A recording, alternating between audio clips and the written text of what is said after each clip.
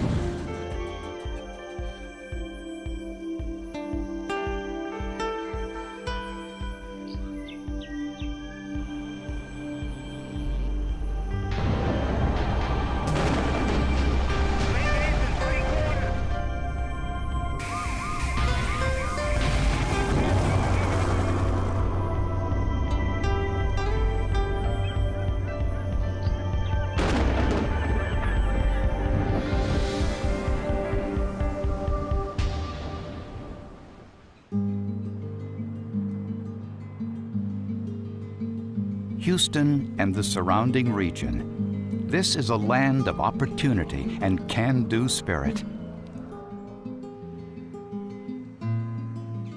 Our region is the kind of place where big ideas typically become larger-than-life realities.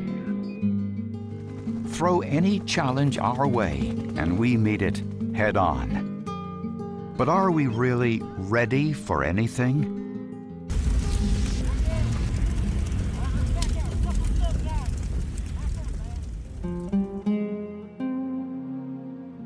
He ran back into the house to save us, but we were already outside. If only we had agreed on a plan ahead of time, he might still be alive. The water rose so fast. We were so scared. The Houston region is home to more than 6 million people, with the majority living about 40 feet above sea level in a major hurricane landing zone. Since 1851, 60 hurricanes have struck the Texas Gulf Coast, 19 of them a Category 3 or higher. And the Galveston hurricane of 1900 still ranks as the deadliest storm in U.S. history, killing more than 8,000 people. Even when the hurricane season misses us, we run the risk of being engulfed by violent storms, tornadoes, or devastating flooding. No one who lived here in 2001 is likely to forget Tropical Storm Allison, which ranks as the 10th costliest storm in U.S. history, causing more than $5 billion worth of damage to the Houston region. Our disaster threats don't stop with destructive weather. Houston is known as the energy capital of the world, a great honor, but one that makes us vulnerable to chemical spills, plant explosions, and other industrial accidents. Vast numbers of pipelines extend in all directions of the region, carrying flammable fluids under our neighborhoods. And hazardous cargo barrels down our freeways every day, around the clock. In addition, more than 50 million passengers are served by our 3-airport system every year. And we run one of the nation's busiest international shipping ports. Our major corporations produce trillions of dollars in annual sales. We are one of the nation's largest centers for world trade.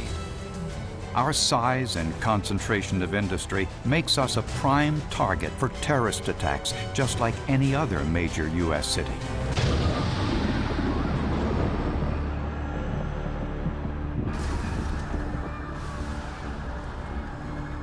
After 9/11, I realized Houston could be a target too.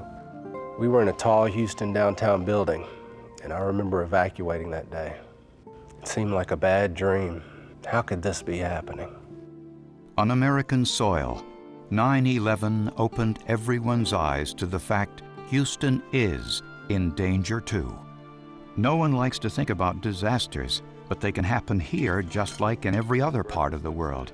The question is, are you prepared to survive them? Your best chance for safety and survival from any disaster is for you and your family to be ready long before a disaster ever hits. And the best way to be prepared is to do these 3 steps. Make a plan. Build a kit. Stay informed. Doing these 3 steps can help save your life and the lives of others. But remember, disaster can strike at any moment, so you should take these 3 steps right now, beginning with making a plan. A good disaster preparedness plan gets you ready for just about anything, from an unexpected explosion to an event that you can see coming for days in advance, such as a hurricane. A plan helps to organize what is absolutely essential to the well-being, safety, and survival of your loved ones, pets, and yourself in the event of an emergency. When every individual and family has a good plan in place, it allows our various government agencies to successfully put their disaster plans into action for the region as a whole. These organizations are well coordinated with each other and have planned and trained for all types of disasters. Response and recovery efforts can be slowed down when citizens are not prepared. When everyone has a plan, everyone is safer. It's important that your plan has a way to account for everyone in your family, wherever they are. In case your home is affected by the disaster, designate a meeting place away from home where your family will automatically gather. A park, a neighbor's yard, anywhere that is easy to get to and easy to remember. Also, choose a backup location farther away, even in another town, in case the devastation in our area is widespread. It's possible that cell phone service won't be working, and phone lines could be down or overloaded during a disaster, keeping you from making contact. But having a designated meeting location is something everyone can rely on. I couldn't get to the school to pick up my daughter. Couldn't get through on the landlines, and my cell phone was dead. It was a horrible feeling not being able to reach my family. When planning, write a list of all important phone numbers you might need, such as your hospital and your children's schools. Your phone list should also include one out-of-town contact person that everyone in your family should be instructed to check in with in case of emergency. Houston 911, do you need the police to fire And remember, ambulance? calling 911 is the best way to summon the authorities if you need help. If you have kids in school, you shouldn't rush to pick them up. Schools are required to have a disaster response plan in place, and parent interference can disrupt it. Spend some time now learning the details of your school's preparation plans and specifically how to communicate during a disaster. Then, in the heat of the event, there will be no questions about what actions you should take. Many of us spend most of our day at work, so you should plan for this as well. Every commercial building is required to have a fire escape plan, but does it go any farther than that? Find out if your company is ready for disasters and what it plans to do to protect its employees. If a plan doesn't exist, urge your company to create one. If you can't get to your house, or if it is destroyed, the first priority is to take care of yourself and your family. But you also need to account for your home, your belongings, and your identity. It's a good idea to make a packet of vital documents and a video recording of all your home's contents and store it with your family's designated out-of-town contact for possible insurance purposes later. Some members of our community will need special assistance during an emergency. If you don't have access to transportation and you are not a part of your family's or neighbor's readiness plan, then you should pre-register for transportation assistance. All you have to do is dial 211, and you should do it today. 211, how may I help you? By registering now, if an evacuation order is issued for your area, emergency management personnel will contact you to schedule your transportation. If you wait until disaster strikes, it will likely be too late to get special help. Making a plan is the critical first step in disaster readiness. There are many resources available online to help you determine what your plan should include. These can be found at www.readyhoustontx.gov. Putting a plan in place gives you clarity and peace of mind. But to be truly ready, you'll need supplies.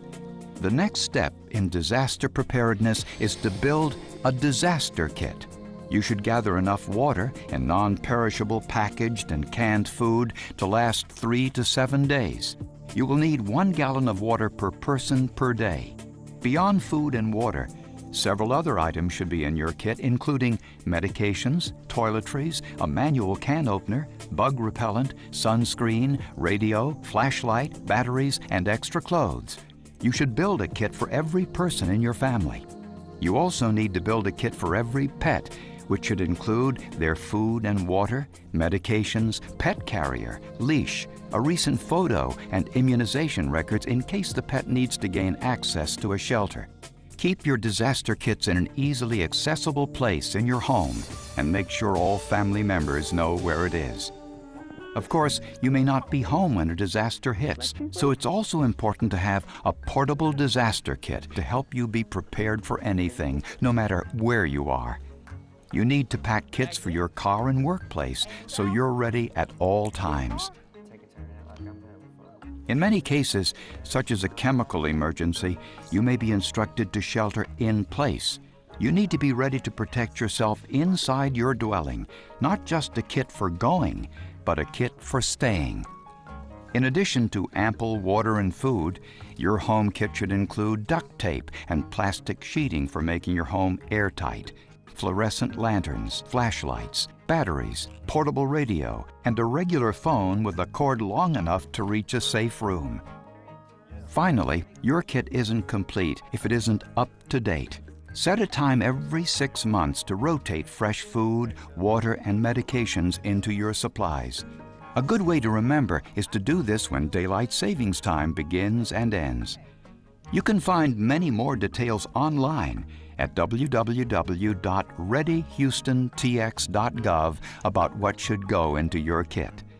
You'll also find planning tools, checklists, contact numbers, and links to other government agencies throughout the region. Authorities in your area already have a plan in place for an emergency, but the success of their plan depends on you. Knowing what to do and what not to do can make a huge difference, so it's important that you stay informed. Your best source for information during a disaster will be News Radio 740, KTRH 740 AM. This is the Houston area's primary emergency alert station. In the event of an emergency, listen and wait for authorities to give specific instructions on what to do. Following these instructions will be the best course of action you can possibly take. During a disaster, emergency response personnel have a lot to deal with in a short time. They can do their jobs much more effectively if emergency channels and roadways are clear. You can help by staying in your home and only calling 911 if you have an immediate emergency. As we saw with Hurricane Rita, Evacuating an area this large and populated is extremely difficult without a coordinated and cooperative effort from all citizens. If an evacuation is ordered, do not make assumptions or take unrecommended actions. We're going to talk about an evacuation route. In the case of hurricanes, you can find out right now if you are in a storm surge evacuation zone and learn the appropriate routes and procedures for your area. Your main goal is staying informed and understanding the risks you and your family face in every situation.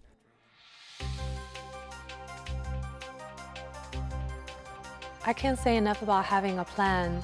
It gave me a peace of mind just knowing that we were ready. Having our supply kit ready made a huge difference.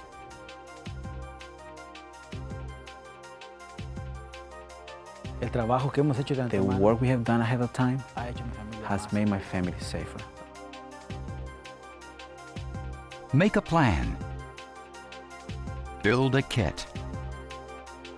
Stay informed. Are you ready?